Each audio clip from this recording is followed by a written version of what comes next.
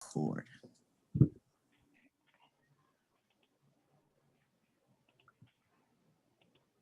Welcome everybody coming in from the waiting room there. That is Darren, your teacher, there on screen. I'm Claire. I'm going to be hanging out in the Zoom chat and I will be answering any questions there. Hopefully you are all here for needle felted painting class. We're going to learn how to do some cool artwork today. No knitting, no crochet skills required, so fun to do if you don't know those. If you do have any questions, please put them in the chat in Zoom. I'll answer them there or pass them on to Darren. There's no handout for this class, so you didn't miss anything. And just a reminder that this class is being recorded, so you can watch it back starting tomorrow afternoon at michaels.com/classes. And now that that's all out of the way, I'll let Darren take it away. Okay, so welcome to class. Today we are going to be learning a little bit about needle felting. Maybe you don't even know what that is. A lot of people have never tried needle felting. It's relatively new as fiber arts and fiber crafts go. A lot of the fiber crafts that we do are really hundreds of years old. Knitting and crochet and the different techniques have been around for hundreds of years or more. But needle felting is actually relatively new. It really started pretty much in the 80s, from what I understand. There have been needle felting machines around for a long time, but people didn't actually take the needles and start using them for independent crafting until around in the 80s. And the needles that you use are, I'll show you a close up on this in a few minutes, but they have special barbs or like notches cut in the edges of them. So you can't use regular needles. You do have to use these special needles. I don't know if you can see. And they have like notches or barbs cut into the edges. You do have to be very careful with these because they are quite sharp. And I don't recommend this as an activity for children because you really can stab your fingers and it hurts quite a bit. And so with little tiny fingers, especially with these big needles, you know, it could really hurt little fingers, and I wouldn't want that to happen. So I really recommend this with like older, maybe teenagers or adults, but just be very careful if you're letting smaller children use it because it can actually hurt quite a lot. I've stabbed, not through my thumb this direction, but I stabbed once through my thumb kind of this direction, and it hurt a lot, and it swelled up. It looked like a great big grape, and then you got to pull the needle back out is the thing, and because of the barbs that are on it, that's not a lot of fun either. So I do recommend being very careful and also not for children. I have this little finger sleeve that a friend of mine gave me made out of leather that you can wear on your finger, or you could wear a leather glove on one hand so that you are protecting all of your hand and your fingers if you wore some type of a leather glove. So you could do that as an option. I'm not very careful, so I tend to need things like this, but I also just live dangerously and just kind of risk it. So that's that, a little bit of caution to be involved. But what can you do with needle felting? Like, what even is it? So this is one little kind of drawing or painting that I created for the class. It's very simple. It's just a simple silhouette. So you don't need a lot of artistic like ability or a lot of practice with drawing or painting. Tried to keep it really simple, just a tree with a sunset in the background with blended colors. This is another one that I did. This one is showing a little bit of perspective. You can see how the road is very big in the front and it gets much more narrow as it goes back to the house. And then the fence posts are also, they get smaller as they go back. So that's a little bit of a study in perspective. So if you have any experience with drawing or painting, you might have a little bit of experience with perspective, but you really don't need a lot of experience or practice. Just remember that as things move further away from you in a painting, they will get smaller. And usually they have less detail the further they move away.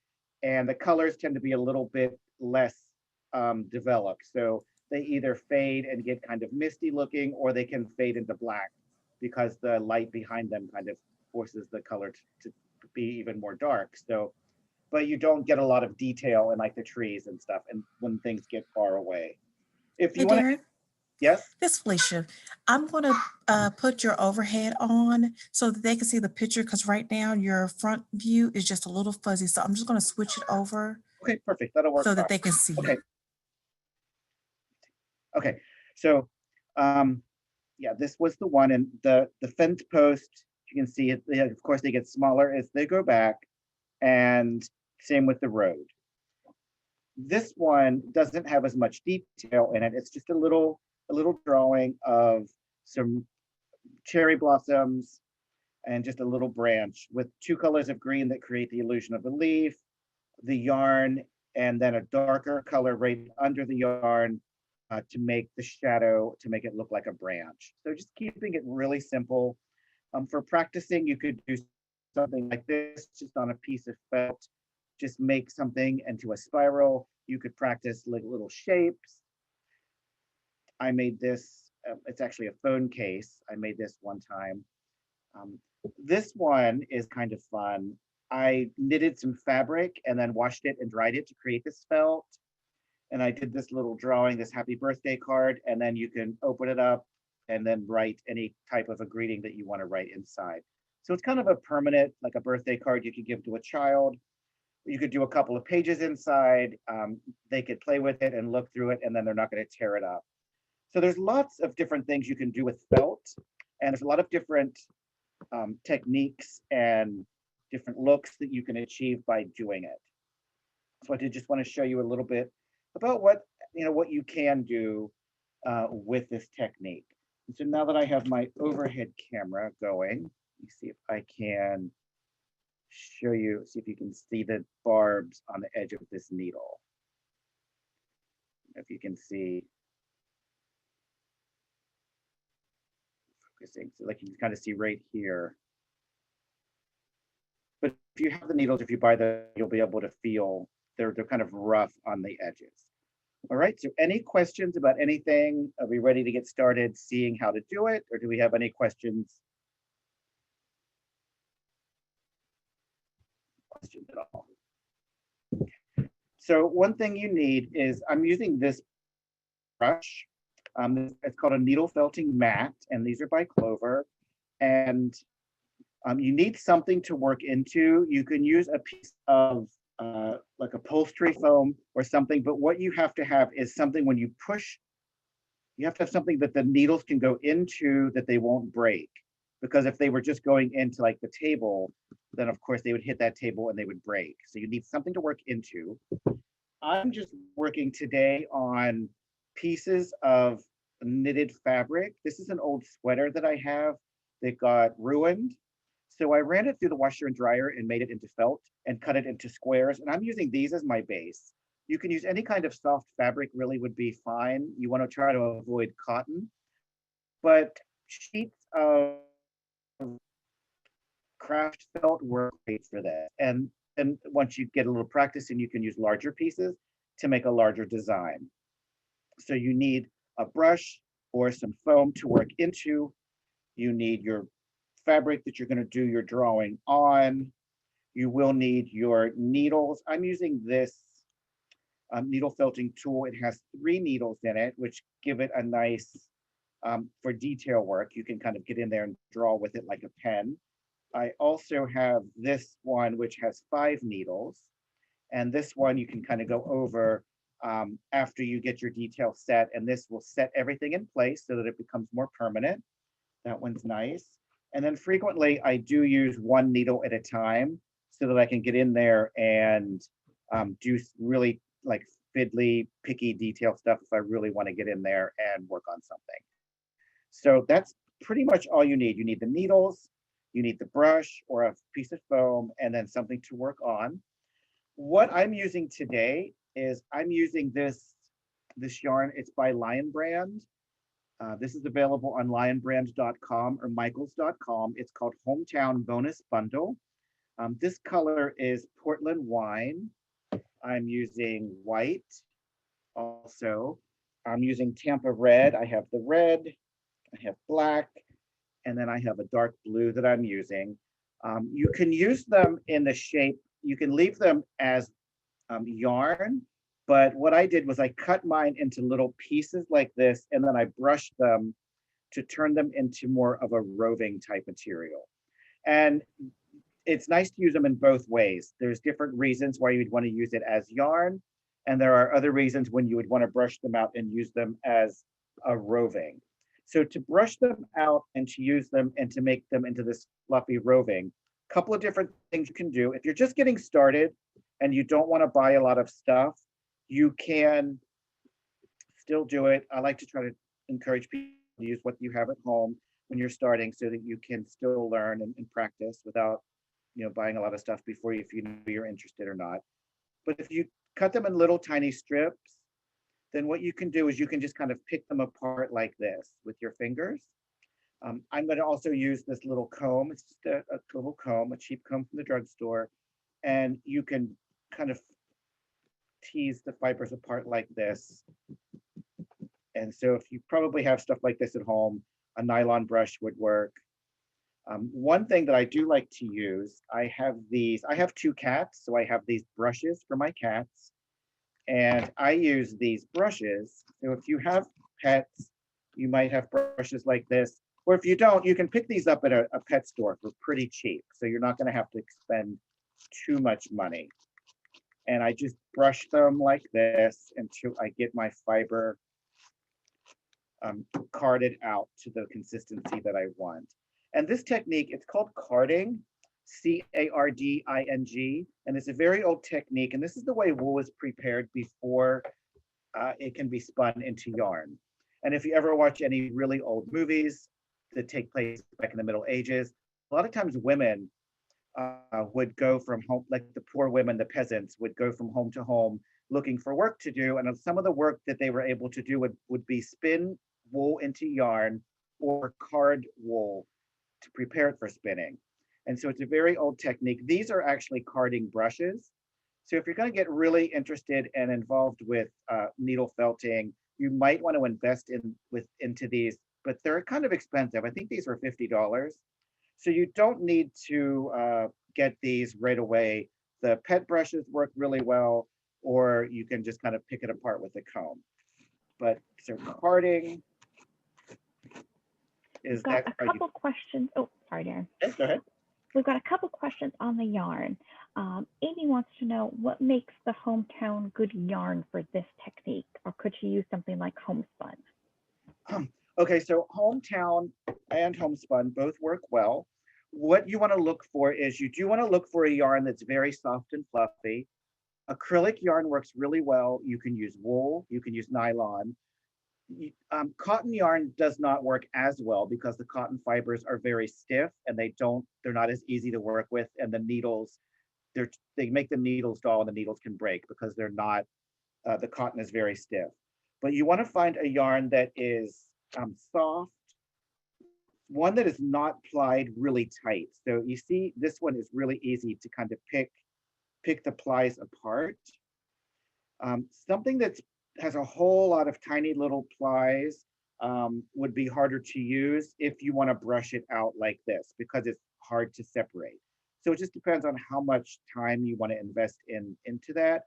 But homespun works really well because it's a very loosely plied yarn. It does have that center string in the center and that binder string on the outside. So you want to kind of pull those out, and then it practically just comes apart all on its own once you do that. So it's a very good choice for something like this. But just something that's soft and something that's loosely plied would be best. Any other questions? You sort of touched on this with the cotton, but could you mix different fibers in a project, like a wool with a polyester or an acrylic yarn? Yes, you can mix as many yarns and as many fibers as you want together. It doesn't make any difference. They should all blend together nicely. Even some cottons will, if they're not mercerized and if they're really, really super soft and fluffy. So think about a cotton ball, how soft and fluffy and loose a cotton ball is. That might work a little bit, but something that's like more of an acrylic or a wool will work better. So the best thing to do is to just try it and see how it's working for you, and then give it a go. And maybe you'll like it, and maybe it's not such a good idea. So that's kind of the best way to to do it. You would not want to do this technique on denim. So if you have like jeans or a denim jacket and you want to put a design on, you wouldn't want to work as a denim as your base because it's just too thick. So that would be one thing I would advise against. But mixing the different fibers would actually could give you a really nice technique because it'll look different. It can give you different textures and it could actually work out really nice. And Anything else? then you referred to something as wool tufts. What did you mean by that? What did I say, was it? T-U-F-T, wool tuft. I think you just mean the little like fluffy balls of wool. Well, not wool, acrylic fiber. I feel like probably was. You can just, what was it? And there's no reason you couldn't do this with just straight roving, right? Oh, absolutely. If you do have, the only thing about roving is sometimes it's not as easy to get. Like all stores and all yarn don't carry roving, and sometimes it's a little bit more expensive. But if you do have roving or have access to roving, 100%, you can just go ahead and use that roving. That would be great. But sometimes it's just not as easy to find. That's the only reason why I'm showing you how to use it from yarn. Okay, anything else?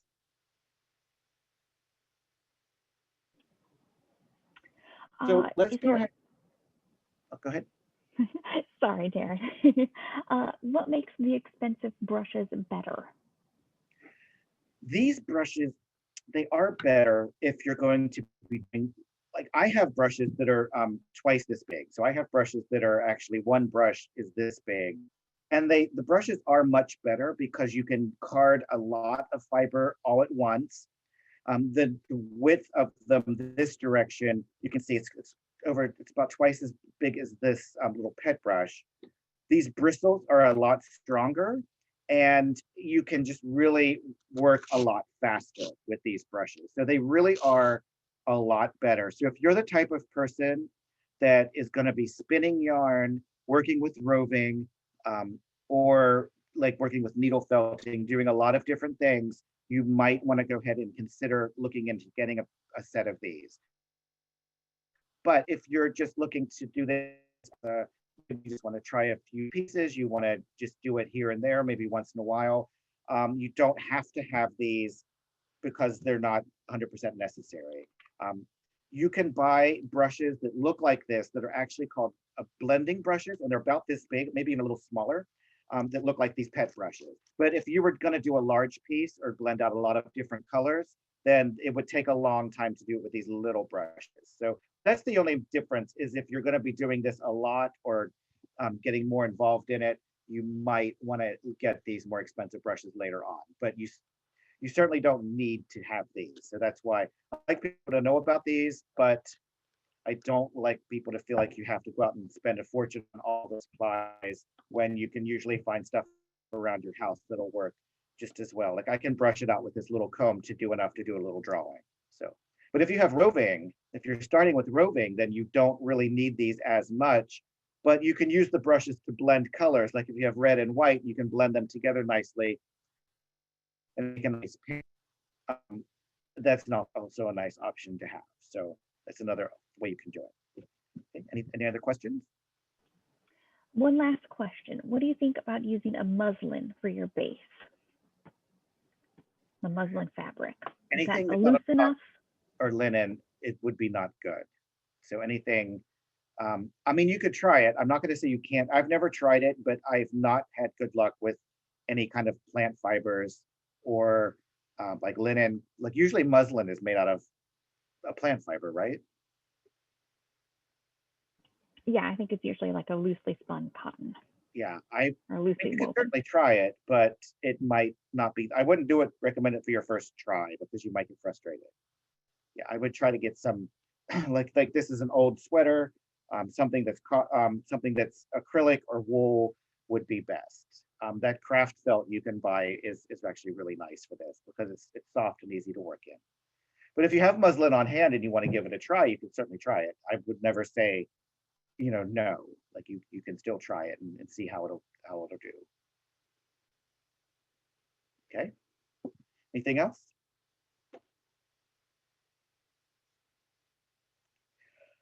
So if we're going to get started on, I'm going to demonstrate how to do this little drawing that I did. So a sunset, the nice thing about a sunset is you don't have to do it an exact specific way. There aren't like proportions and there aren't rules about what colors you can use. You can kind of just blend the sunset out and make it just as pretty as you want it to be. You can add really as many colors as you want. Couple of rules though, that if you want it to be a little bit more realistic, this, when you look at a sky, when you get closer to the horizon line, the sky tends to become lighter as it becomes closer to the horizon. So that's a general rule that you can kind of follow to kind of make it look a little bit more realistic. And as it moves up away from the horizon, it gradually gets darker. So you can have it very dark at the top, and as you work way down towards the horizon, it should be a little bit lighter. So this example that I have here, I have it a little bit darker at the top, and then as it moves down, it becomes more white. And then with this one, I have the dark purples and reds up at the top, and then as it moves down towards the horizon, it's much lighter. And that's just kind of, start looking at the sky in the evenings or at photographs or paintings that you see of the sky, and you're going to notice that happens a lot. Now, that being said, there could be like a really dark dense cloud close to the bottom, and then that would be much darker because it's like a rain cloud or like a thunderhead moving in.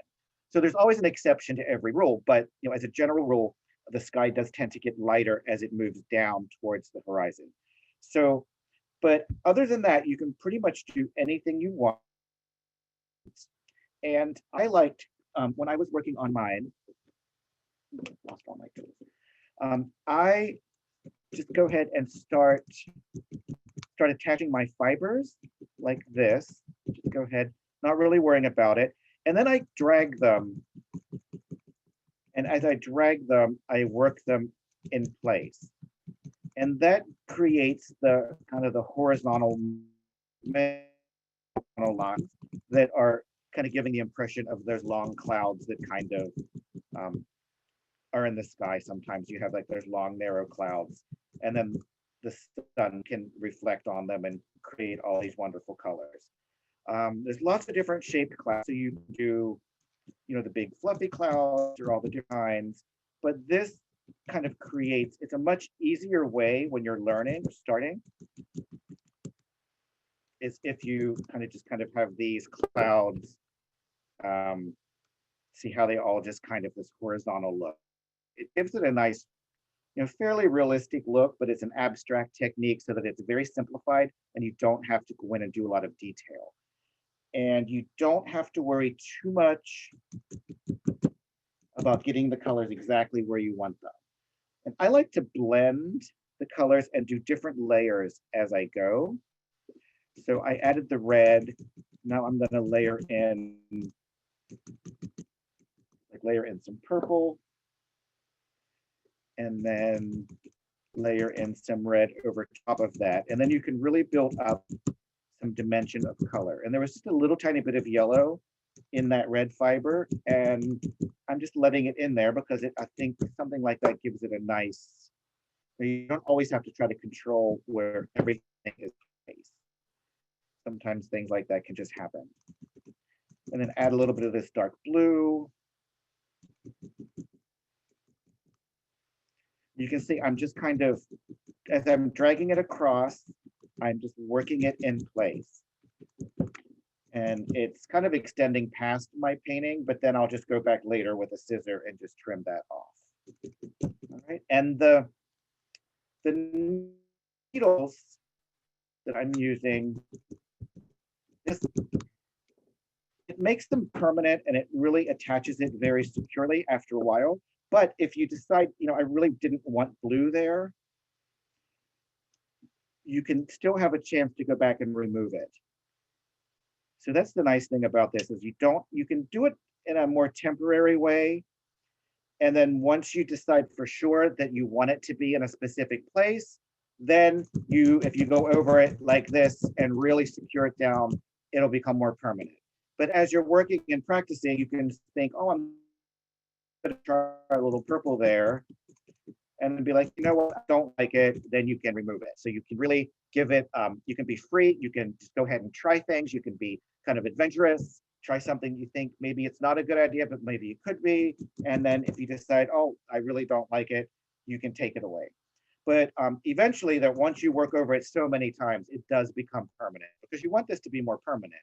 Because you could do this type of a design on it. I have a sweater that I created with needle felting, and it's something that I wear, and it is permanent. So it's nice that it can actually be permanent. But in the meantime, as you're practicing, you can take it off. But you can also go over it. Like if I decided, you know, if I worked this red down and it was 100% permanent, and I decided, oh, I really wish I would have made this light, so I wish I had white.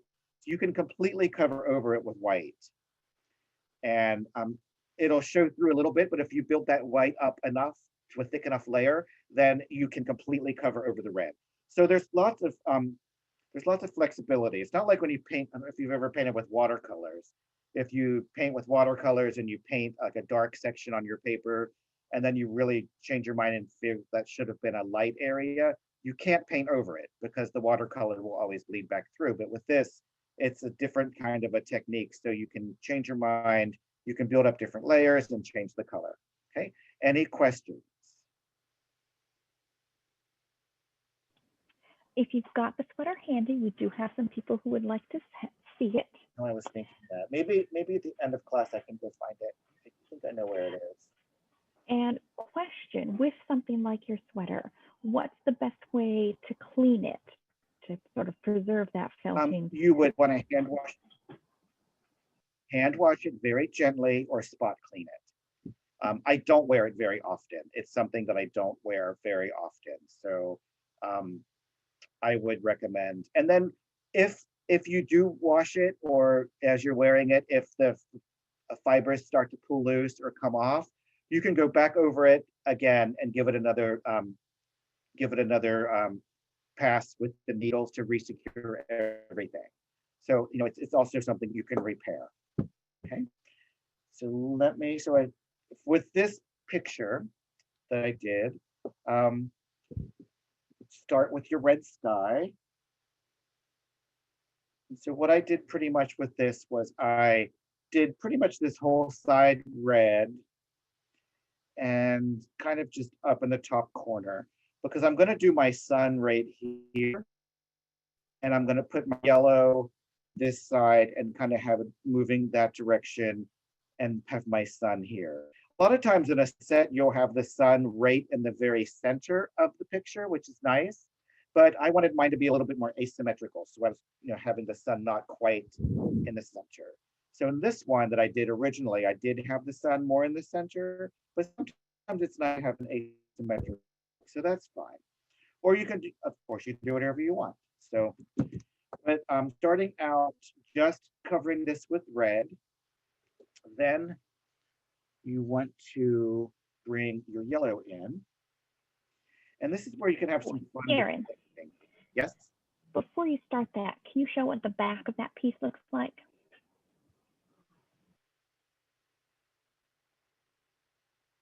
Yeah, it almost looks like the front. It's like an impressionistic version of the front, right? So as you're working with the fibers, they do get pushed through to the other side, and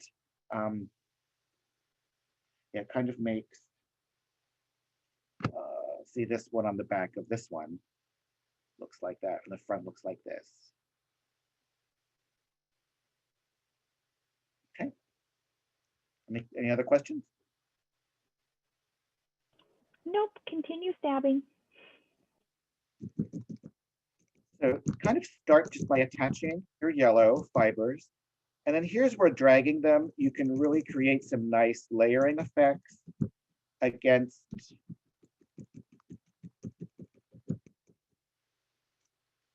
the red. So it just really looks like kind of streaks of clouds moving in the sky. And then these bits here where it's just kind of fluffy like that, you can kind of let them kind of fan out. And you can kind of see it gives it a nice effect that way.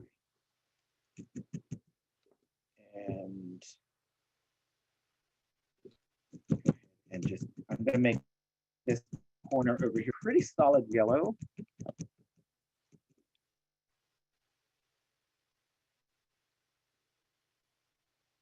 can see here, this one is still kind of yarn. It's still kind of twisted and get carded out very well. And that's fine. You can just leave that and attach it down.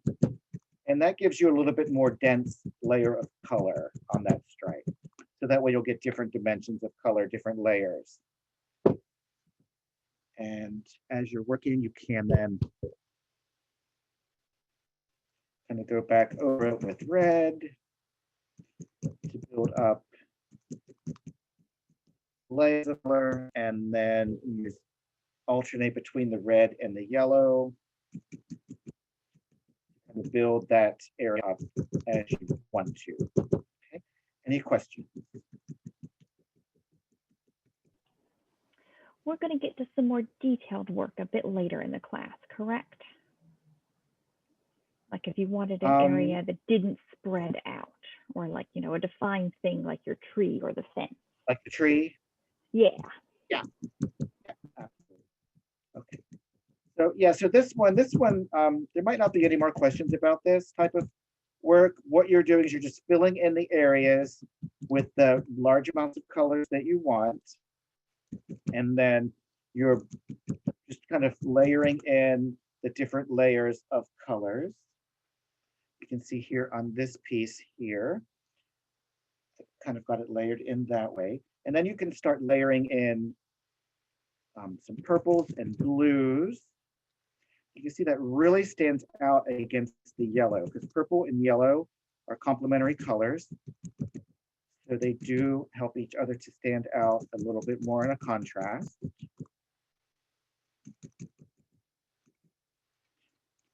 So this gives you kind of an impressionistic technique or a kind of an abstract. And then with purple, you can layer some blue in with it. Makes it look like some of the dark sky is maybe showing through the background.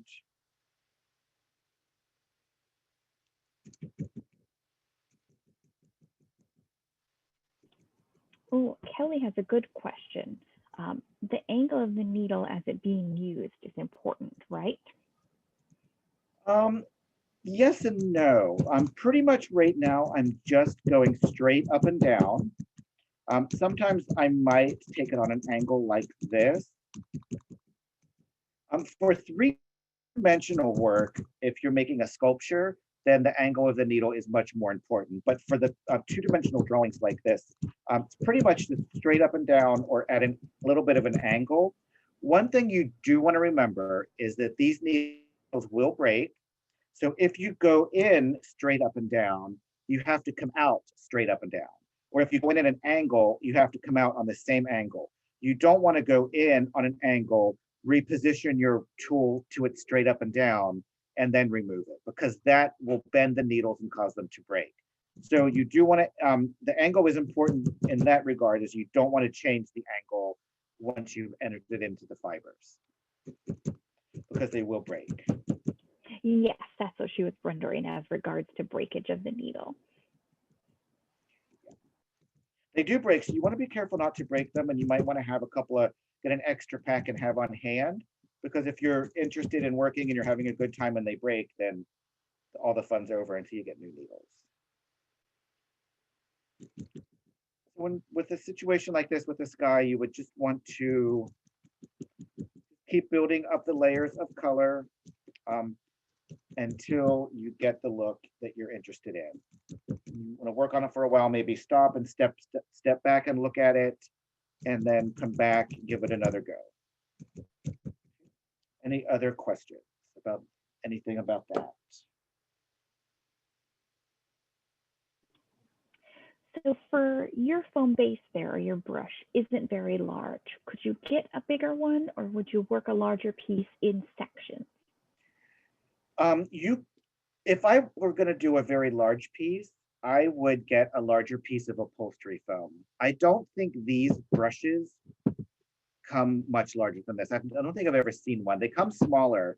They come half this size, but I actually have a piece of upholstery foam that I have that is about 3 feet square. So if I want to do a big piece, I get that out and work on it. So just depending on what you're going to be working on, you can do it in sections, as I'm doing this in sections, but if you're working on a really large piece, it might get frustrating. So you might want to get a large piece of upholstery foam if you were going to work on a really large piece.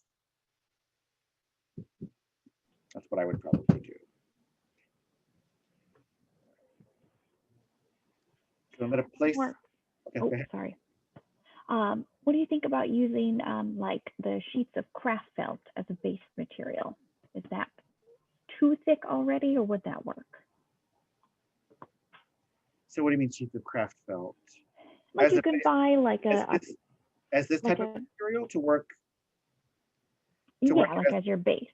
Oh yeah, I think that would be perfect. Yeah, those pieces of craft felt are absolutely, they'd be perfect. They would work great. So now I'm just going to make the bottom part of my sunset. Of course, if I were doing my drawing, I would spend a little bit more time fussing over each area. Add a little bit of more, kind of making the bottom part of my sunset a little bit lighter. And because I don't want it to be white, I don't want such a contrast. What I will do then is layer it over with some yellow and have some yellow with the white showing through, and that'll give me a nice subtle change. And you can, of course, have the yellow as it blends down, have the yellow be thinner, and the white will show through a little bit more as you go down, and it'll blend out in kind of an ombre. And then also on the one that I did the example, I put a little bit of blue mixing with the white on the bottom to kind of give it a little bit of a different look, a little bit of a blue sky showing through, close to where the sun was.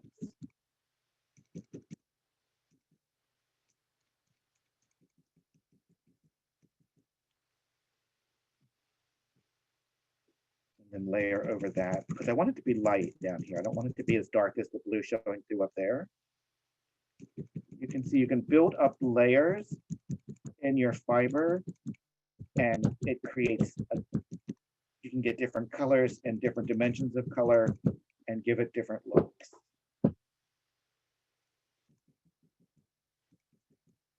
And then this white can kind of also be made to look like, wispy clouds that are also part of the sunset.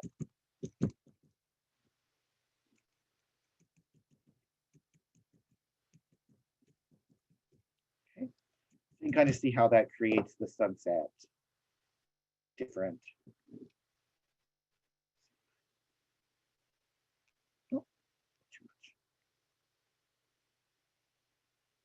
Try to zoom in a little bit and it goes all the way, and then try to take it out a little bit and it goes out all the way. That's not good. But if I were to fuss over this, one thing I also like to do is take this pink pen with the needles and kind of drag my needles against the fibers to bring them in the direction that I want them to go in, and then kind of re-attach them. So if this area is a little too thick, it's kind of like it's like a brushing motion, and then attach them. You can kind of direct the color right where you want it to be.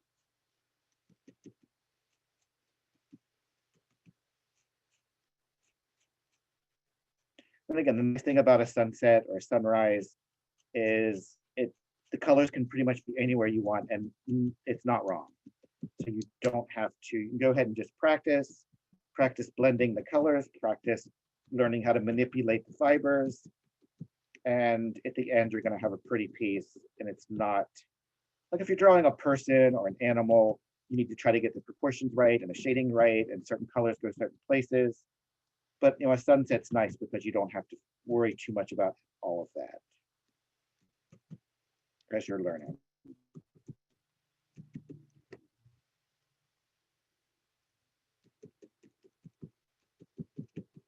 Okay, any questions?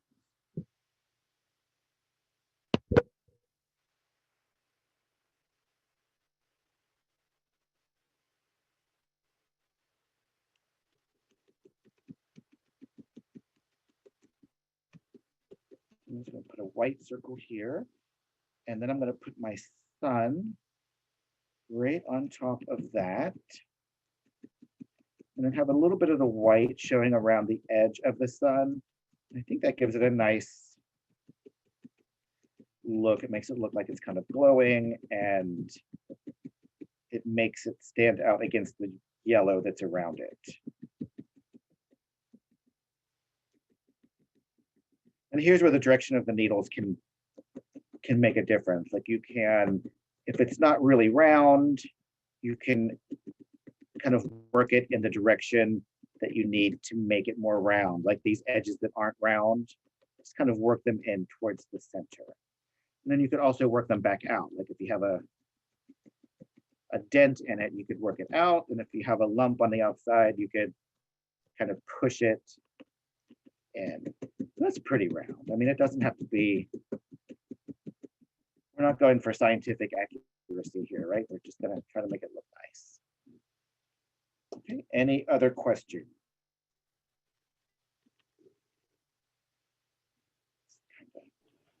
Can you just go over the names of the felting tools that you're using? This one is just called the needle felting tool. It's by Clover, and it's available. It's it has 5 needles. It's called a needle felting tool. And this one is called the needle felting pen. And this is also by Clover. So that's what they're calling them. And then this is called a needle felting mat. I usually call it a brush because it looks like a brush. If you have a scrub brush, you probably could use a scrub brush, as long as the bristles are long as the needles. So this is called a needle felting mat. And then this is just a piece of felt that I'm using to work into. So I've got my needles, my needle felting pen, and the needle felting 5 needle felting tool. And then these are called, sometimes they're called blending brushes or carding brushes, but these are just actually pet brushes that you could buy at any pet store. I forgot to show you this one. This tool is also by Clover, and you can actually hold. So let's say I wanted to put some red right there. You could actually hold it with this little kind of rake end and felt it into place. So that way you're not risking your fingers. And you could also use this to kind of blend out. There's lots of fun tools. If you just Google needle felting supplies or needle felting tools, michaels.com has a lot of choices, but there's lots and lots of good choices. Okay. All right, so once you kind of get your sky and your sun kind of established where you want them, then you're going to use your black to kind of create the silhouette in the front of it. And for the most part, I tried to keep this as simple as possible. So it's not, you're learning a new technique. You don't also want to have to be learning how to draw and create in perspective and do different things. So I just kind of kept it really simple. These long strips, they are just very reminiscent of trees, or they could be like branches or like long grasses coming up. You don't really know if they're in the foreground or in the background, middle ground. They could be anywhere. These trees are very simply done. I'll show you how to do those right now. So take your fiber and just kind of give it a good anchor. Just kind of anchor it in place. And For the trunk of the tree, you want it to be a little thicker.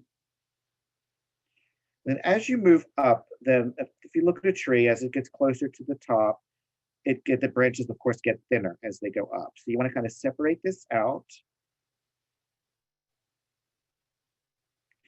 And then if you kind of twist this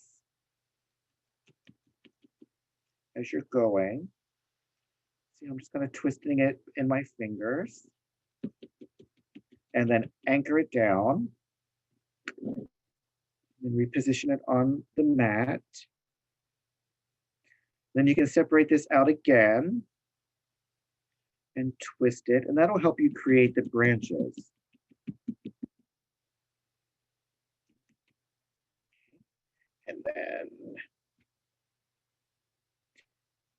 And if you have a bit that you didn't brush out a lot, like this is still actually the way the yarn was spun, one of the plies of the yarn, that works great for a situation like this. Just go ahead and give that an attach, anchor it down, and then split those out. And then you can kind of twist them, and that makes them a little bit smaller as you go up. And then you can see that's how you can create the branches. I'm going to anchor this down here, make that bottom branch a little thicker, and then bring it off to the side. And these aren't anchored down 100% yet. They're just kind of tacked down. So I could change my mind and take them off if I wanted to. So like this one, it just lifts right off. But I'm going to go ahead and reattach that. Put this one. You don't twist it, you see how it kind of spreads out, but if you twist it, you can make it nice, a nice narrow. But it's okay if one of the branches is thicker than the others. But then as the branches come off of it, you want the branches to kind of all get thinner. You would have a real thick branch coming off of a tiny thin branch.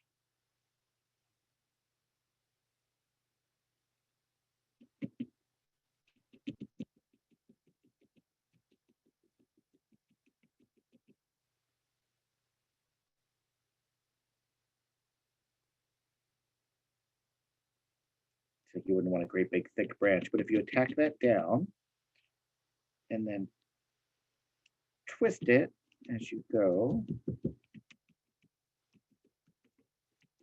that's how you create kind of the illusion of branches.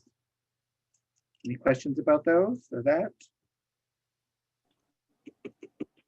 Question about the green tool beside you, the little brushes on the end. What are those for? On this side? No, your other end. Yeah, that side. Oh, that's you hold, like if I were going to put this, if I didn't want to, what, this side? Sorry, Darren. Yes. This. That, you know what, it's supposed to be for cleaning this, but I've never had much luck with that. It's supposed to be for cleaning this, but it does bring the fibers out of it.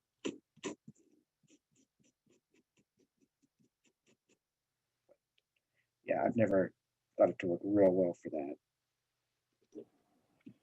And then a slightly more technical question.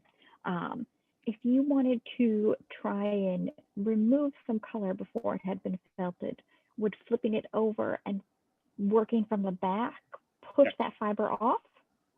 No, what you're going to end up doing, well, it might a little bit, but if I were trying to push that off by going on the back, what you're doing is you're moving this, the white fiber that is my base, the red fiber that's the part of the background, you're moving all of those fibers through then that black fiber, and they're all becoming tangled and more attached. So let me just do that real quick here. It's a very good question. So let me see, I'm going to try to remove this black by pushing it away from the other side. So let me just go ahead and I want you to be able to see it. It's a good idea, but it's not. So what happens is, I don't know if you can see that. You see all these fibers, they're yellow and red and white. And they were all pushed in from the other side. So instead of pushing this black fiber off of the base, what happens is you're pushing more fibers through it, and then they all become incorporated together. more, and they become more combined and more like unified into one piece. So that is actually going to make it almost impossible to remove it. And now I have like red and yellow fibers mixed in with my black. So I can try to push them back through, but then what I would need to do would be to go over that again with black. Now, if, let's just say, for example, that I didn't want this big, I put this big branch here and I worked it down. Right now I could take it off because I didn't work it that much, but let's pretend I worked it so much that it's 100% permanent. What I could do is just then go over it. I could completely cover over that with red. So if you work something in place and you can't remove it because you've made it permanent, that's fine. Just cover right over top of it. And so now that I've covered over that with this red, then now I can go in with, you know, some yellow and some white and blend it out and make it look like nothing ever happened. So that's how I would handle it instead of trying to push it from the back.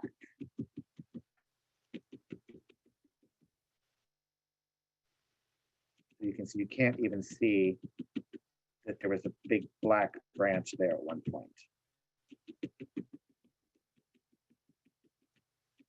Does that help? Yes, thank you. Well, now that we're getting towards the end of class, we do have about 10 minutes left. Once this is all finished, how would you display it? So once this is all finished, one thing you can do is sometimes I go over it with an iron to iron it to make it all nice and flat.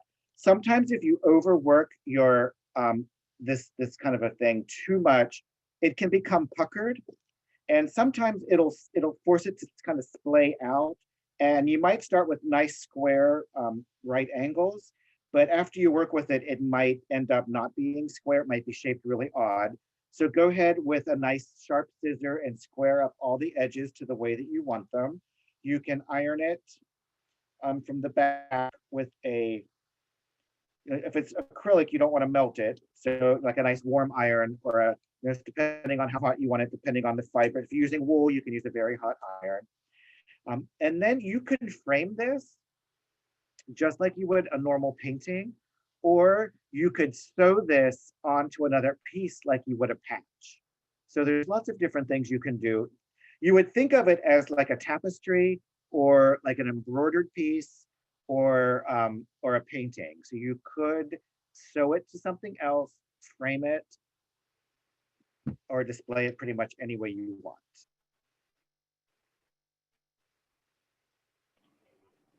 I think I know what the answer to this question is going to be, but how long do you work it until it's felted? Well, it just depends on how thick of the felt that you have, but you want to work it until it looks like it's felted. And then if you kind of pick at it, or like you can use this, or you can use one of your needles, like just kind of take the needle, you can see that that's not felted enough. So just keep going over it, and you just kind of have to test it and make sure that it is attached enough that it's not going to pull loose. I mean, there's not really a time proper, like you can't really say 10 minutes or 15 minutes, like it just happens. But you just kind of have to, it does take quite a while. I mean, it's not just like a 30 seconds or something, but you would want to go over it really well.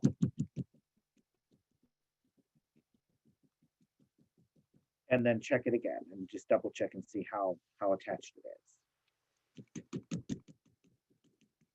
And then depending what you're going to do with it, it doesn't have to be maybe as attached 100%. If you're going to frame this and put it on a picture frame and set it on your desk or something, it might not have to be attached as secure as if you were going to wear it as a sweater. If you're going to sew this down on a patch on a blanket or a sweater, then you do want it to be much more secure. So you want to go over it until it's very, very secure. Okay, anything else? And as far as framing it goes, if it's a very thick piece, you could probably use something like a shadow box frame. Yeah, depending on how thick it is. Surprisingly, it's not very thick. I mean, this could go, it's not much thicker than a canvas would be for like a painting, or a thick watercolor paper sometimes can be thick. But depending on how thick it is, you can build these levels up so that they're actually three-dimensional, almost like a relief or a sculpture. So depending on the thickness and the different dimensions that you are able to build up into your piece, a shadow box could work really well, or just a regular picture frame could work. And back to the iron, we had a couple questions. Steam iron or a dry iron? And when you iron it, is it melting things together? Hopefully not. Not melt, well, no, you don't want to melt. You want to go by the, like if you're using acrylic yarn, you don't want to use a very hot iron because you don't want to melt it. So you do want to make sure you're following the heat instructions for whatever type of fiber you're using.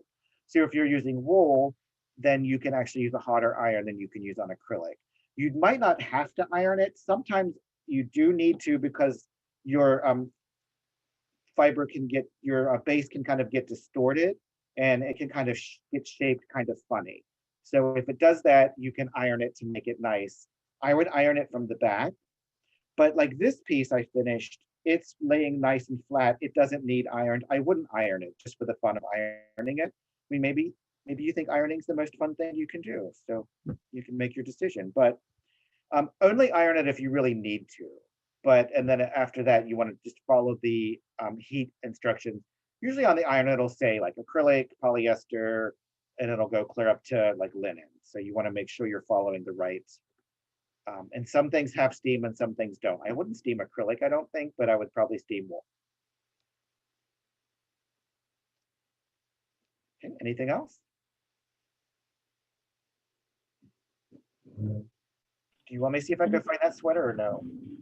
Can you talk for a minute, Claire, while I go? Yeah, you can go look real quick. We've got 3 minutes, Darren. We did have a question in the chat about if you're going to wet it when you're ironing. For this method of felting, you don't need to wet it at all. There is another type of felting called wet felting, where you would typically knit or crochet the item first and then wash it, or you can just use water and scrub the fibers together. But for needle felting, no water required. Okay, here's my sweater. This is the back of it.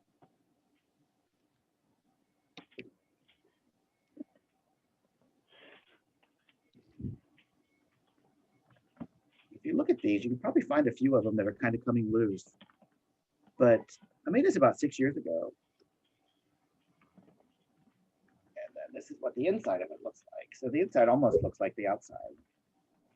That's what the back of it looks like. Got that.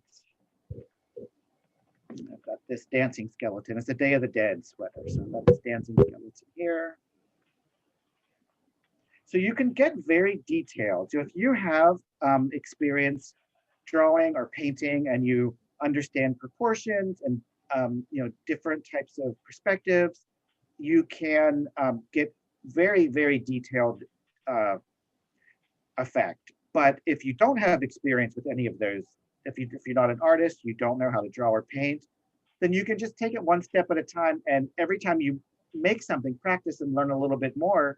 And before you know it, you'll be able to get the type of look that you want. It does take practice. So depending on how much time you've practiced over the years, we're all starting in different places, but we'll just learn from where we are and just practice and keep advancing. So, all right, any other questions? We have a couple questions on care of your finished piece. Like for your sweater, do you wash it? I think you said no. I don't think I've ever washed. I mean, I hate to admit that, but I don't know that I've actually ever washed this sweater. I've only worn it a few times, so here's how it looks. But if I were to wash it, I would just gently hand wash it, probably soak it in the bathtub.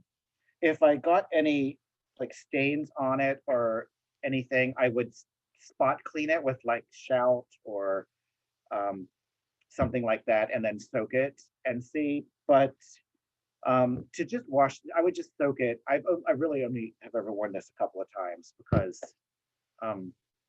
It's kind of loud. I mean, really, where am I going to go to wear skeletons? So, but if it were a sweater that I wore several times a year, just soak it like your favorite cashmere sweater. Like you would just gently wash it and soak it, or have it dry cleaned. That would be probably how I would handle it. Okay, anything else? One more Yeah, question. Let me find it here. Could you use like acrylic paint to embellish on top? Oh, absolutely. After you get your initial design done, you could use acrylic paint. You could paint over it. You could do embroidery on it. You could sew beads or fabric. You could do anything you can think of. I mean, I would encourage you to just consider all of your options and just try everything. But I think acrylic paint on top of it, you would have to make it secure enough so that the paint would be able to stick to it. But I think that would be a great idea. Yeah, or something like fabric paint, or I think you can get like a fabric medium that you could blend with the acrylic paint that would make it stick a little bit better. Yeah, I think that's a great idea. It'd be really fun to try that and see it. So. Yeah. And then So as far as people with no artistic ability go, I think we were talking about this before class, using like an embroidery transfer or something as a guide. Yeah, you could. There's different ways with embroidery that you can transfer an image. You can trace an image with certain kind of transfer pencils, and then iron that on to transfer. So if you want to transfer like a picture of a cartoon or a drawing that somebody else did, then you can iron that on and transfer it to the piece that you want to work, and then just kind of fill it in like a coloring book. There's lots of different ways to transfer images like that. So just research transfer, like embroidery transfer, and then you could follow the same type of idea that you would do in that way. All right, I think that is it. We are over 5 o'clock. Just a reminder that if you missed the first part of class or want to see anything again, this was recorded and it'll be posted at michaels.com/classes tomorrow. Hope we've all had a fun time and didn't stab yourself too many times. If you do have any questions, or I'd love to see what you make. If you make something and you want to show off, tag me. You can tag me in your posts if you're on Instagram or Facebook or TikTok. On TikTok and Instagram, my name is Mr. Woolly Bear. It's MISTER Woolly Bear. Maybe Claire will put that in the chat. And on Facebook, it's just my regular name. But if you have any questions, you can send me a direct message. I'll be glad to answer any questions you have. Or if you make something, I'd love to see what you come up with. So just practice and see what happens. You never know what you'll do. All right, just keep practicing. Thanks for coming to class. Bye, everyone.